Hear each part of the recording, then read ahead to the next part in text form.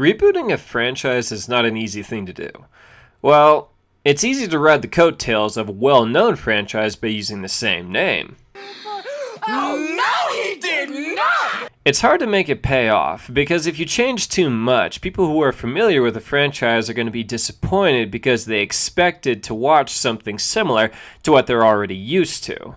Don't change enough, and those same people are going to think it's a cheap rehash of the original. And I'm definitely throwing shade at you, Nightmare on Elm Street.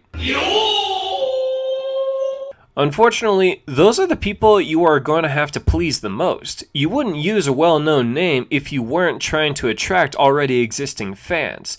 And with all the lockdowns, there aren't too many new films to even see in theaters, so I was actually pretty excited to see my first horror movie in the last year in theaters.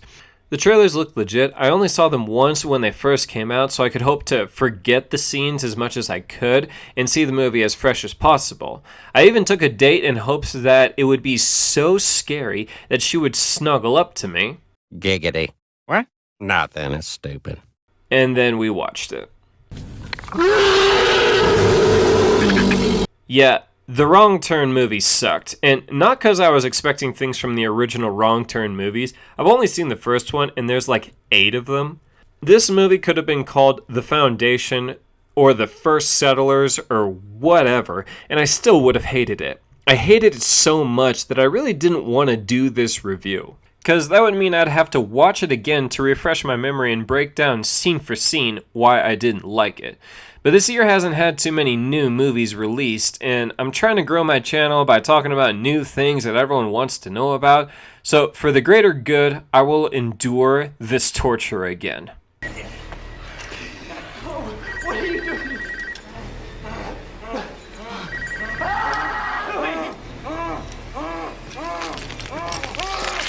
The movie starts off with an old dad talking to a local sheriff to help look for his daughter that he hasn't heard from for the last 6 weeks.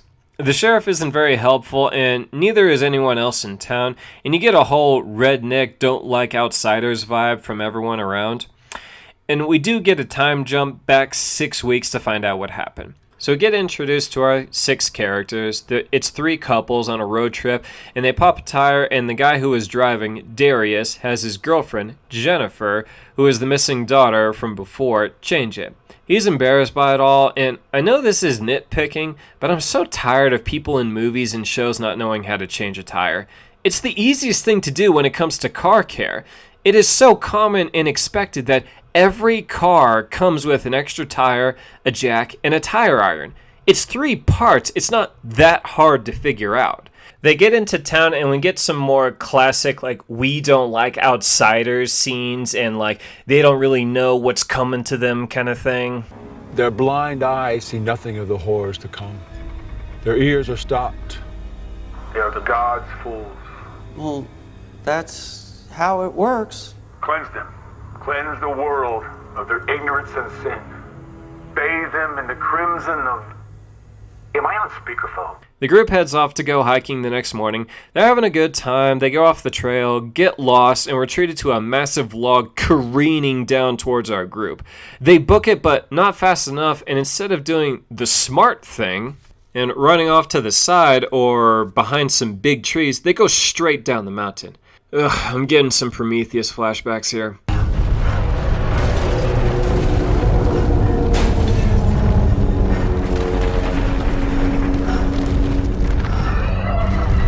And the log nails one of our characters. Oh, they got him! They got him! Yes, right in the face! I know I'm joking around, but it's a pretty awesome scene, and fortunately for us, we do get to see the body. But unfortunately for our characters, we do see some people following them. Maybe a random log falling down a mountain with no previous rainfall or earthquake wasn't a coincidence. No shit, Sherlock! They keep going, but it starts to rain and they camp out for the night. They wake up and a guy trips over a flat tombstone and bends down to check it out. But the second he looks up, we can see 24 tombstones standing like 2 feet tall that everyone missed somehow. And he says, "We've been sleeping on a graveyard?" No shit, Sherlock! Yeah, rocks don't naturally stand up straight, are cut and shaped into ovals and squares. How is this not the first thing they notice when they set up their 6-man tent? He literally takes 2 steps out of his tent and trips over a flat tombstone.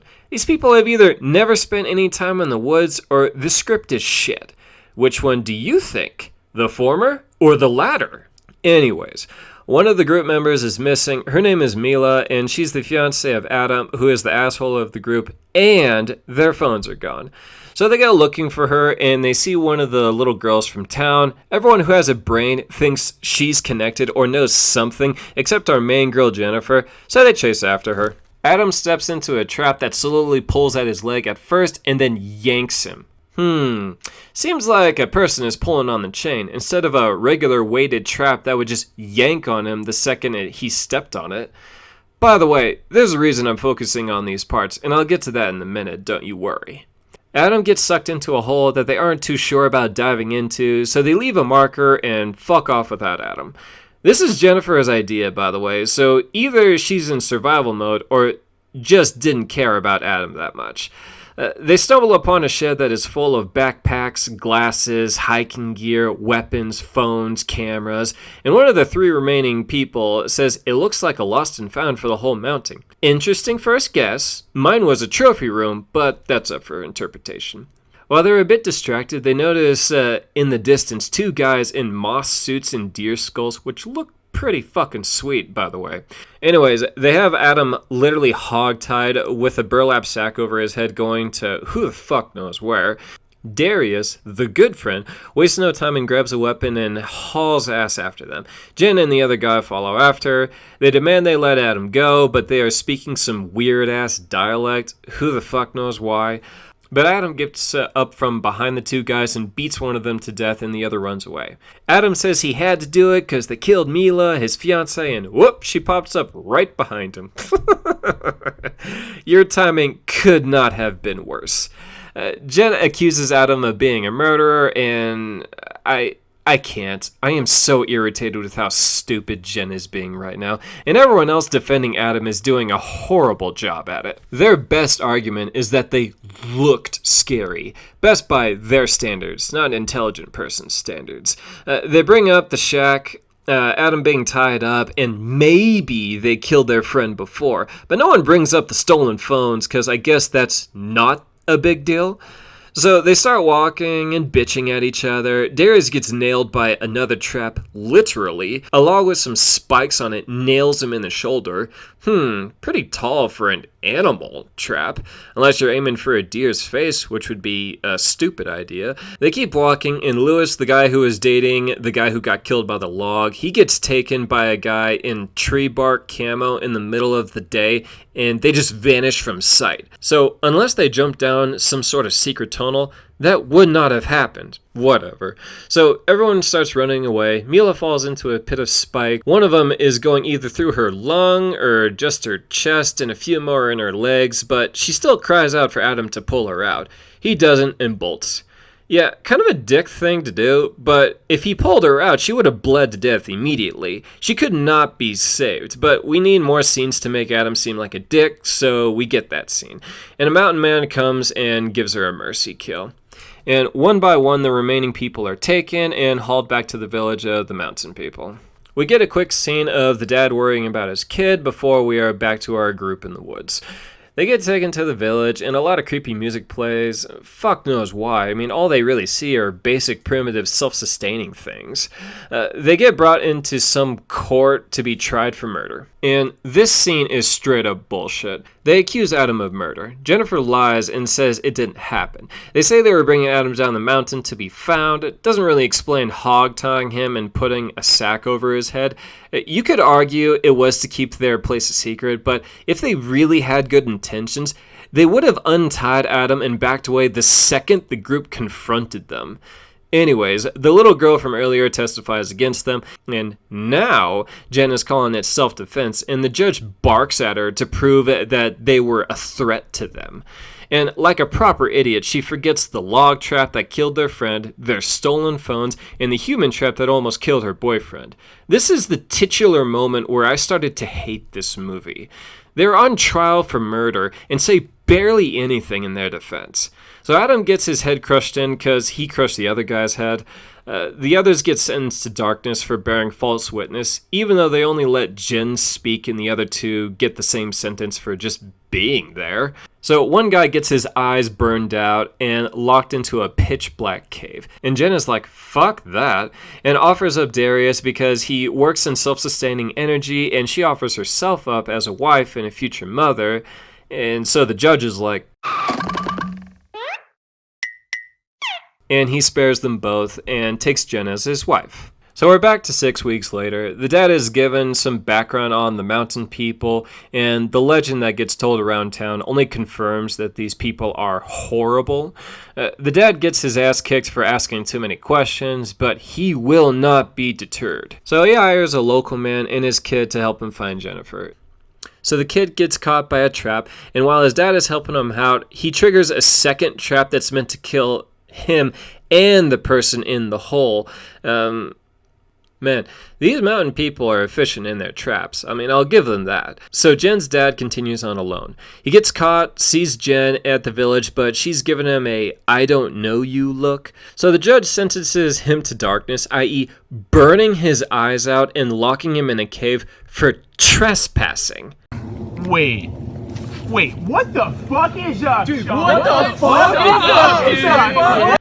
I can't believe this movie even bothered to try to sell us on the idea that these mountain people, or the Foundation, as they're called by the locals, as just misunderstood people. Jen waits till night to bust her dad out. She tries to take Darius with him, but he's like, nah, this is my life now. Yeah, okay, buddy. You enjoy living with the people who killed and tortured your friends.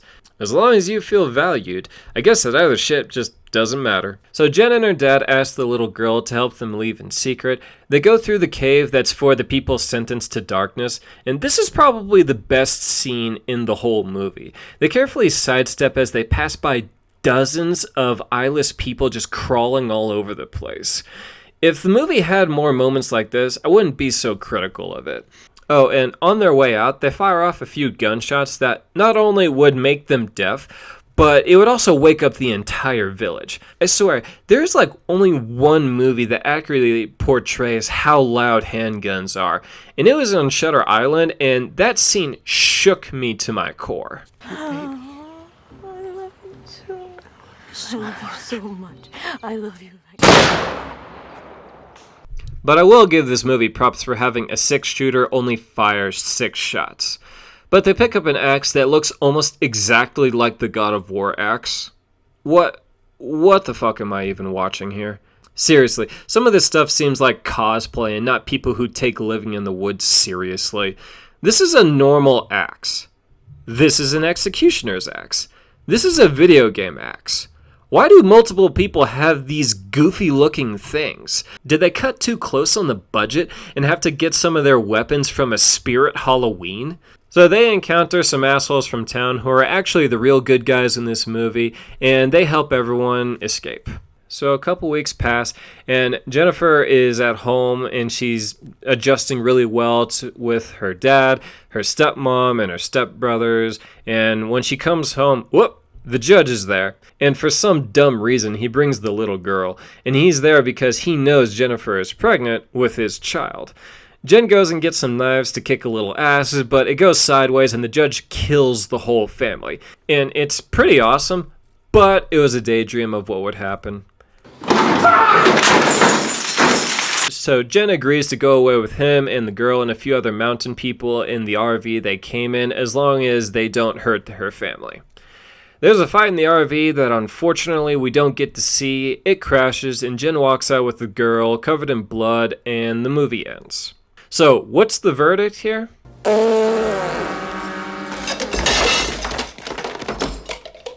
Yeah, this movie sucks. When I saw this movie in theaters, after the credits they play this making of video, and the director says he was trying to tell a story where you don't know who the real bad guys are. What a load of shit. This is one of the main reasons why this movie blows. Never once did I think this was a simple miscommunication movie. The bad guys were the bad guys from beginning to end. Our main group had one guy who was a dick, yes, but that doesn't make him the villain. You want a movie that does miscommunication done well? Watch Tucker and Dale vs. Evil.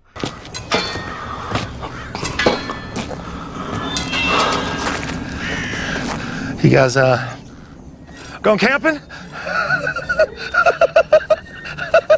So they also try to make the Foundation a much better and more peaceful place or people because they have a simpler life, as if no one ever had any problems before electricity was invented. The locals that helped out Jen's dad get killed 2 minutes after being introduced to us. Kind of makes it pointless to even have them in the movie. Also, the Foundation started in 1859. Why are they speaking this weird-ass Nordic-sounding language? Did they make it up?